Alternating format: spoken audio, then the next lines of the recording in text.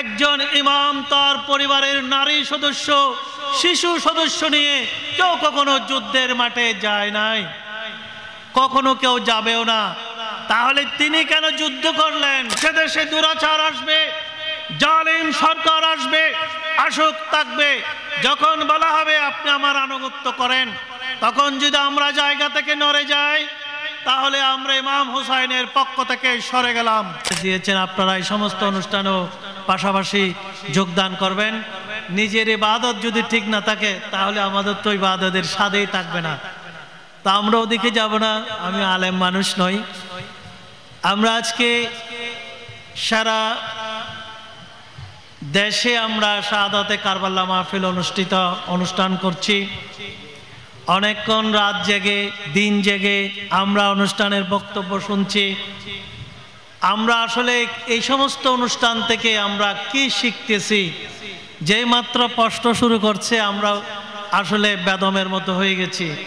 তা আমি অনুরোধ করব ভাইরা, এই যে আপনারা সময়টাকে দিচ্ছেন, আমাদের বক্তারা সময় দিচ্ছেন, আয়োজকরা পরিশ্রম করছেন, টাকা পয়সা খরচ করছেন, আমাদেরকে এইখান থেকে শিখতে হবে, জানতে হবে।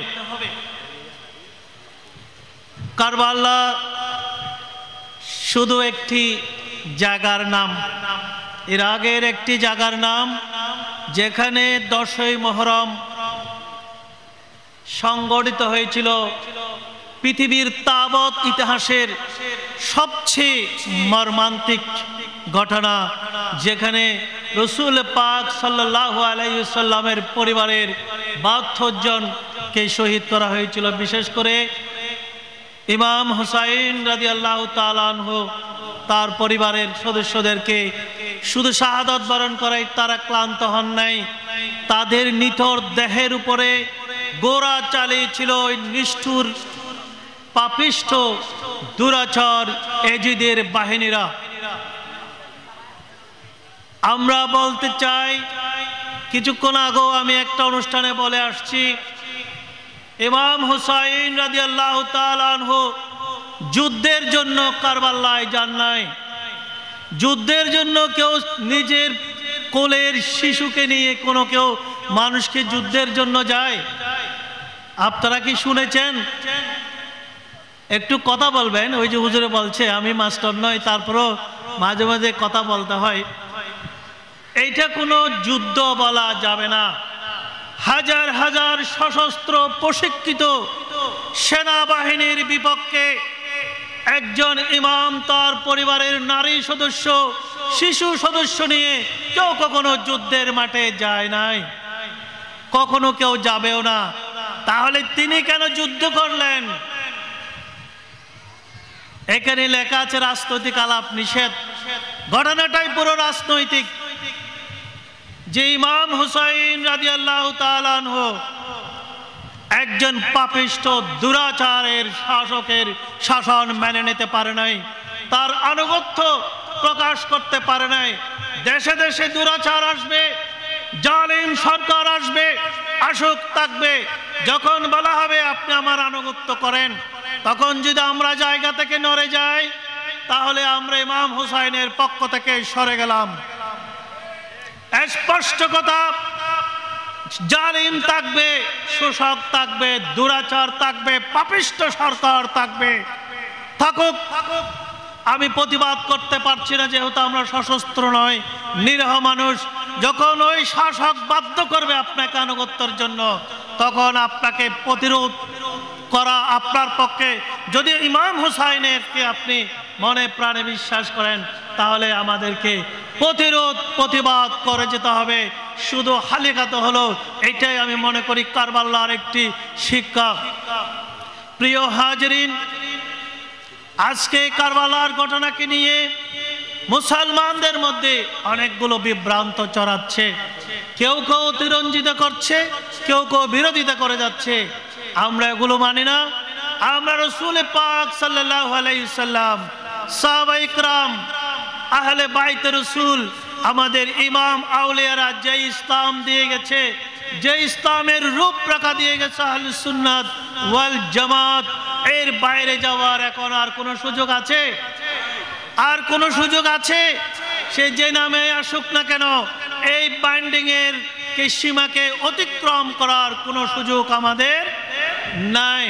অতি সতর্কতার সহিত আজকে আমরা লক্ষ্য করছি যে এক শ্রেণীর দুঃখবাজ মানুষ মাওলা আলীকে কেন্দ্র করে, ইমাম হাসানকে হুসাইনকে কেন্দ্র করে আমাদেরকে দুঃখের মধ্যে লিপ্ত করছে, সাহাবায়ে কেরামকে গালিগালাজ করছে। বিশেষ করে সবচেয়ে বড় সাহাবী আল্লাহর নবীর কাছে যিনি সবচেয়ে গুরুত্বপূর্ণ সাহাবীদের বিরুদ্ধে আজকে বিষাদগার করছে। আমরা স্পষ্ট বলতে চাই, এই গড় যে মসজিদ বলেন, গড় বলেন, যে পিলার, ইসলামের সবচেয়ে গুরুত্বপূর্ণ পিলার হলো সাহাবায়ে কেরাম। আমাদের রাসূল করিম সাল্লাল্লাহু আলাইহি ওয়াসাল্লাম কি কোরআন শরীফ লিখে গিয়েছেন? কোরআন শরীফ কি লিখে গিয়েছেন? না, কোন কোরআন শরীফ, কোন হাদিস শরীফ রাসূল পাক লেখেন নাই। তাহলে কোরআন এ হাদিস আমরা কার মাধ্যমে পেয়েছি? প্রথম সূত্র হলো সাহাবায়ে কেরাম। যদি সাহাবাদের সমালোচনা করি, গালিগালাজ করি, তাহলে আমাদের ইসলাম নাই। যারা সাহাবাদেরকে সমালোচনা করে, সাহাবায়ে রাসূলকে গালিগালাজ করে, আহলে বাইতকে সমালোচনা করে, গালিগালাজ করে, তারা ইসলাম থেকে বহু দূরে, বহু দূরে। তাদের কথা যতই মিষ্ট হোক, তাদের সুর যত মধুর হোক, তাদের কাছে যাওয়া যাবে না।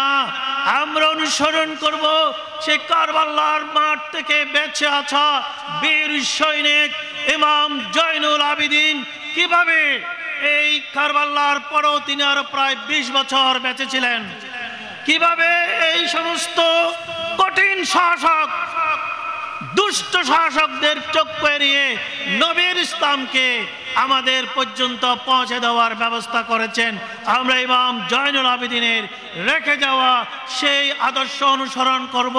পাশাপাশি আরেক শ্রেণীর মানুষ বের হয়েছে শুধু জয়নুল আবেদিন রাদিয়াল্লাহু তাআলা আনহুকে স্মরণ করে, কিন্তু ইমাম হাসানের একজন সাহেবজাদা ছিলেন হাসান আল মুসান্না রাদিয়াল্লাহু তাআলা আনহু, ওনার মাধ্যমেও তরিকত প্রসারিত হয়েছে, ওনাকেও আমরা স্মরণ করব। ওই সময়ের সবচেয়ে গুরুত্বপূর্ণ আরো দুজন সাহাবী, আব্দুল্লাহ ইবনে ওমর রাদিয়াল্লাহু তাআলা আনহু, ওনার নীতিকে আমরা অনুসরণ করব। আরেকজন গুরুত্বপূর্ণ সাহাবী আব্দুল্লাহ ইবনে জুবায়ের রাদিয়াল্লাহু তাআলা আনহু, ইমাম হুসাইন রাদিয়াল্লাহু তাআলা আনহুর বন্ধু ছিলেন। কারবালার যে পরে 9 বছর যে টার্বুলেন্স গিয়েছে, যে সমস্ত দুর্ঘটনা ঘটেছে, তার মধ্য থেকে আমাদের আব্দুল্লাহ ইবনে জুবায়ের মক্কা, মদিনা, হেজাজ, মিশর, কুফার গভর্নর ছিলেন। যুদ্ধ করে তিনি শাহাদাত বরণ করেছিলেন, পরাজয় তিনি মেনে নেন নাই। তার শির মুবারক তো সেই দুরাচার শাসকরা মক্কার মধ্যে শুলে চড়ে 7 দিন পর্যন্ত রেখেছিলেন।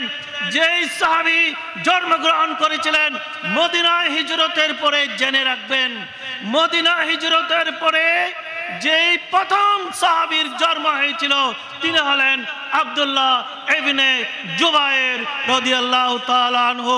রাসূল পাক সাল্লাল্লাহু আলাইহি ওয়াসাল্লামের তুতো মুবারক তার প্রথম খবর ছিল। সাহাবীরা তার জন্মের পরে আল্লাহু আকবার, আল্লাহু আকবার ধ্বনিতে মদিনায়ে মুনাওয়ারাকে কম্পিত করেছিলেন। সেই সাহাবীকে এই দুরাচাররা শহীদ করে মক্কার জমিনে শুলে চড়িয়েছিল। তার জীবনেও আপনারা পড়ে নেবেন, জেনে নেবেন, তিনি হলেন কে? আম্মাজান আয়েশা সিদ্দিকা রাদিয়াল্লাহু তাআলা আনহুর বড় বোন আসমা রাদিয়াল্লাহু তাআলা আনহুর সন্তান। নামটা কি বলছিলাম? জুবায়ের না ইবনে জুবায়ের? জুবায়ের হলো ওনার বাবার নাম, জুবায়ের হলো ওনার বাবার নাম। উনি 10 জন সাহাবীদের মধ্যে একজন ছিলেন। তিনি আবু বকর সিদ্দিক রাদিয়াল্লাহু তাআলা আনহুর বাইরে ছিলেন তার বাবা। তাহলে আব্দুল্লাহ ইবনে জুবায়েরের জীবন আমাদেরকে শিক্ষা নিতে হবে। কোনো অপশক্তির সাথে আপোষ করা যাবে না, প্রয়োজনে শহীদ হয়ে যাবে। এইটাই হলো কারবালা এবং কারবালার পরের যে সমস্ত ঘটনাগুলো হয়েছে, এই সব ঘটনার মূল শিক্ষা হলো কোনো জালিম শাসকের আনুগত্য করা যাবে না। জালেমের বিরুদ্ধে কথা বলার নাম হলো কারবালার শিক্ষা। তো রাজি আছি? ওয়া আখিরু দাওয়া আনিল হামদুলিল্লাহ। আসসালামু আলাইকুম ওয়া রাহমাতুল্লাহি ওয়া বারাকাতুহু।